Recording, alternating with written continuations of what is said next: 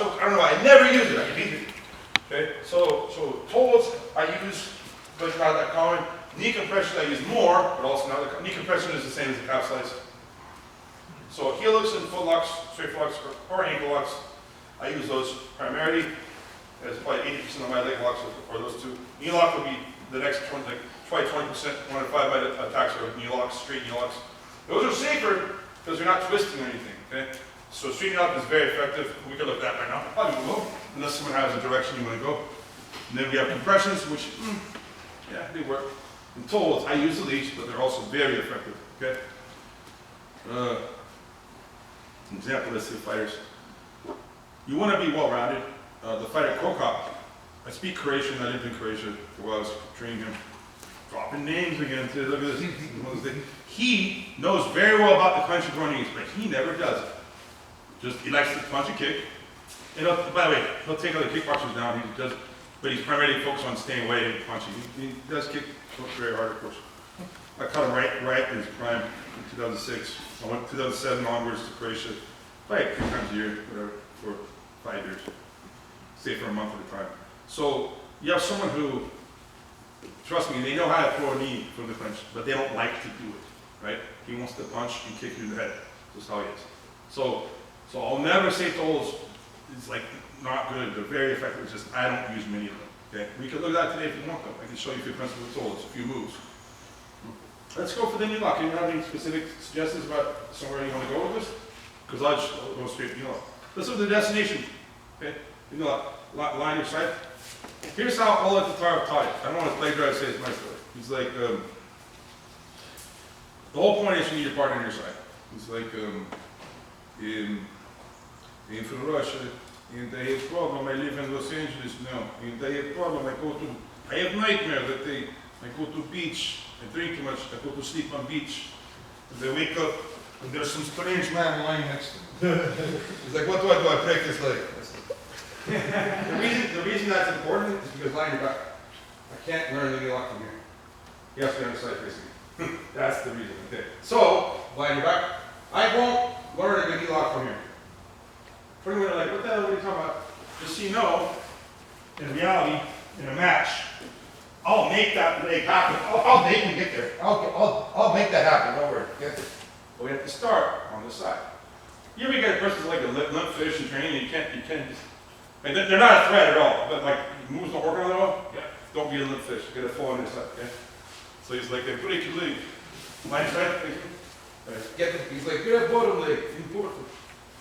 Right? If you grab the top leg, if you do this, by the way, there's some strong people that will just stand up. You guys stand up? Yeah. You know, so you don't want it to happen. Okay. I will always make it the bottom. Don't worry. It's not a problem to make the bottom leg. I might attack the top leg and make it into the, like I did before. That's what we're going to do. Okay. So. Get close. I want your feet crossed past the body. This is not as good. Triangle, it's okay. It's not as good though. Cross your feet past his body like that. I don't really care which foot's on top. Okay? You want the knee to be kind of like where your belt will be. The knee. So if someone has real long legs, you might scoot away a little bit. Right? If they have much shorter legs, you have to scoot real close to them. Okay? But generally speaking, you want the knee kind of where your belt will be. Okay? Now here's where it gets crazy. And I got this from Sambo. The way that jiu-jitsu people hold the leg for, you know, it's not that good. They hold like this. Okay? Matter of fact, that's how people would hold for a long time. But right now, just turn your foot, turn. You have to turn it the way I turned it, okay? So people teach like this, especially in Brazil. I have a toe holdy and a knee locking. I have a two submission. I can't do a Brazilian accent even though I speak Portuguese. But if you have a toe holdy and a knee locking, you have a 50% toe holdy and a 50% knee locking. Okay, watch this. Turn to your left. You actually help them to turn. I know world champions that teach that, by the way. Grab a toe hold. No. Block the toe hold by holding like that. Now hold the rear naked choke and put it next to him. Now turn now. He'll hurt himself. You can't go. Now to finish this, I go pressure, but I have to fold it back, and now I go. He'll tap. It's very powerful. You get some people that 1 in 10 won't tap to this right now. I have to fold it back. Just that little angle makes it work. Okay? If I go right here, 9 out of 10 will tap. Okay? Because it works. But watch this. That little angle, I'll tell you, makes it way more effective. Yeah. Okay? That's a small angle. Hold it down. Okay? Easy. That's correct. Now, those who have been taught this, it's fine. But I've never had a match with a person who put their toes there. Okay? Because I got them, yeah, it's the same thing. So what I mean is grab and put it there. That's why I'm teaching that. It's the same thing. This is correct. It's wrong, it's fine. Okay? Look at that, little angle. Fine. But I've never had anyone put their toes there on purpose. I grab it and I put it there. Now if you want, you can let go. Yeah, that's what I'm saying. Don't hold the top of the foot. Okay, your thumb will. Your thumb will be across the toes. That's good to memorize, okay? Hold all the toes. Rear naked choke. Put it next to your bottom ear. Just like that, I got it, okay? Okay. So, bottom leg. Cross your feet. Scoot it close. Knees together. Your feet should be curled down past the body, okay? Holding like a rear naked choke. You're blocking the toes. You're putting it next to your bottom ear. Make that angle. Pressure. Okay? A lot of small details. I just not thinking about it. I don't think I do all these details because I've just done it many times. And as we did yesterday, I like to show the finish first so we can visualize many ways to get here. Off sweeps and guard passes. Many ways to get here. I might attack the top leg. I will make it the bottom leg. If you attack, in this case, the wrong leg, it works. But I'm saying, real strong people, like if they're mad or angry or something, stand up, and now you're in a bad situation. You find some very strong people that it just doesn't work on. What I've shown works on the strongest people because you're taking the bottom, they can't stand up. They can't stand up.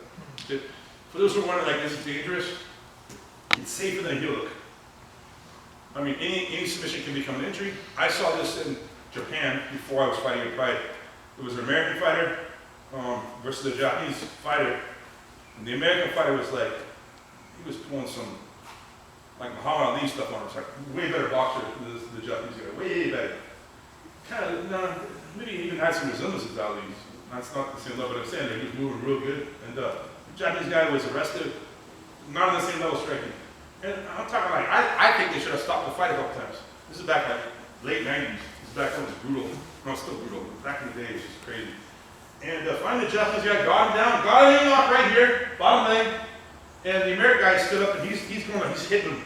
His knees straight. He's hitting him. And all of a sudden, you see his knee like, it goes like this. Like it starts shaking. Snap, and he went like that. And now this guy's foot is up like that. And the Japanese guy, he's like, oh, his face covered, he's right here. Started like this. I can't really think you see, but he's blowing kids to the crowd. The American guy's the legs all jacked up. Apparently he didn't win that day, you know. But he didn't, well, see, he can snap. He's really stubborn, and the guy actually going really hard for his happen. The American fighter was winning at that point. I thought it was like an ass whipping. But when your leg bends that way, you don't win the fight. So it can be dangerous, but it's not. You have a lot of time to tap, and the person has to be trying to break your leg for it to work, or for that to happen. Heel hooks are more dangerous. That's why they catch release. This one right here, not saying hurt someone, but you can make them tap with this, like a straight arm lock. All right, heel hook. If they're not tied by a heel hook, let it go. Just let it go. Be the bigger person, okay? Make sense? Straight for lock, you can make them tap as well. Choke. Let them go to sleep. It's okay. Don't hold them when they're asleep. Let them go, but that's not smart, you know. But the twisting things on the knee, be careful. This one here, don't hurt someone, but you can make them tap. Okay? Question on this one. That's up. How do you enter to start that again? No, I guarantee we'll do that in 5 minutes because I want us to start there so we have the visualization. I'll just show you what we're going to do is this. And after, it's just going to be around, and it's there. So just stay there and do this way. And for me, I don't hold first. Some people teach that, but I'm telegraphing the move. I'm here, I just go. Oh, that's right. Feels like a puzzle. Okay, that's what we'll do next. Okay. And it's how I beat Salguero. He's one of the super famous name. And yeah, I beat him like with 2 minutes left and it was in Abu Dhabi. And it works on someone like that, it's gonna be very effective. Okay.